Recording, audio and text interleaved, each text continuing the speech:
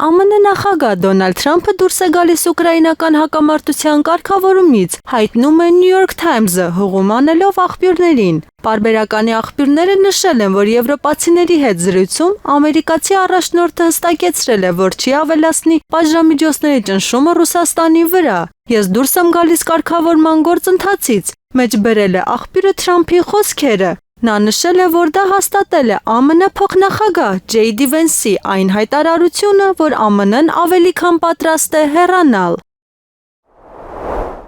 ԱՄՆ զինված ուժերը մեծացնում է ներկայությունը Եվրոպայի հյուսիսում, ՆԱՏՕ-ի ապագայի և Ռուսաստանի հետ պատերազմի վտանգի ֆոնին։ Այս մասին հայտնում է Wall Street Journal-ը։ Ըստ հրապարակման, Թրամփի վարչակազմը ցանկանում է, որ ՆԱՏՕ-ն դառնա ավելի մահաբեր, իսկ Եվրոպայի հյուսիսը, որտեղ դաշինքը երկու կողմից դիմակայում է Ռուսաստանին, դառնա փորձադաշտ։ Երեքշաբաթյա զորավարժությունների ընթացքում ԱՄՆ-ի և Մեծ Բրիտանիայի ուժերը միավորվեցին սկանդինավյան և բալթյան երկրների զորքերի հետ, կիրառելու պատերազմի հնարավոր սցենարները։ Ինչպես նշում է թերթը, զորավարժություններն ունեն երկու նպատակ՝ զսպել ռուսական ագրեսիան և ավելի ամուր ինտեգրել դաշնակիցներին Եվրոպայի այս ռազմավարական անկյունում, ներառյալ ՆԱՏՕ-ի նոր անդամներ՝ Ֆինլանդիան և Շվեդիան։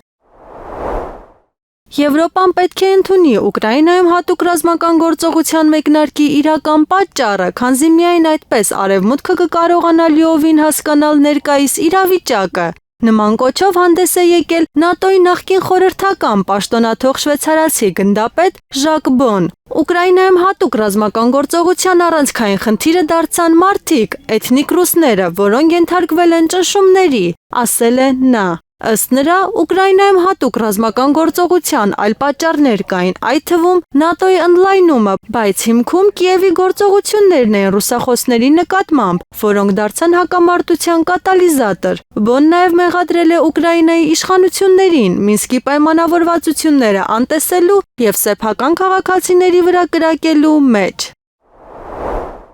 ՌԴԱԳՆ պաշտոնական ներկայացուցիչ Մարիա Զախարովան այսօր տեղի ունեցած ճեպազրույցի ժամանակ անդրադարձել է Երևանում պաշտոնական այցով գտնվող ՌԴԱԳ նախարար Սերգեյ Լավրովի այցի դեմ կազմակերպված բողոքի ակցիային։ Հետևյալ պատասխանն է հնչել այն հարցին, ինչպես են հայ պաշտոնյաները բացատրել իրենց հետ փոխկապակցված անձանց ներգրավվածությունը ռուսական պատվիրակության դեմ կազմակերպված բողոքի ակցիային։ Սցենարը, մասնակիցները, հովանավորները նույնն են։ Կարծում եք մենք ինչը չենք հասկանում, որտեղից է գալիս այս ամենը և ում է դա պետք։ Միայն կարող եմ ասել, որ դա պետք է նրանց, որոնց օրակարգում հետխորհրդային տարածքում և ոչ միայն գժտություններ հրահրելն է։ Առանց այդ էլ ամեն ինչ ակնհայտ է, ասել է Զախարովան։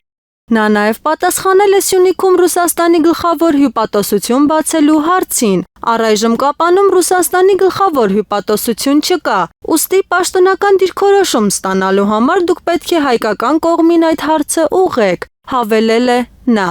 Իսկ ինչ վերաբերում է ՀԱՊԿ աշխատանքներին Հայաստանի վերադարձին, մենք շարունակում ենք ելնել նրանից, որ հանրապետությունը կազմակերպության լիիրավ անդամ է, բոլոր իրավունքներով և պարտավորություններով։ Երևանյան այցից հետո ևս ոչինչ չի փոխվել, եզրափակել է Զախարովան։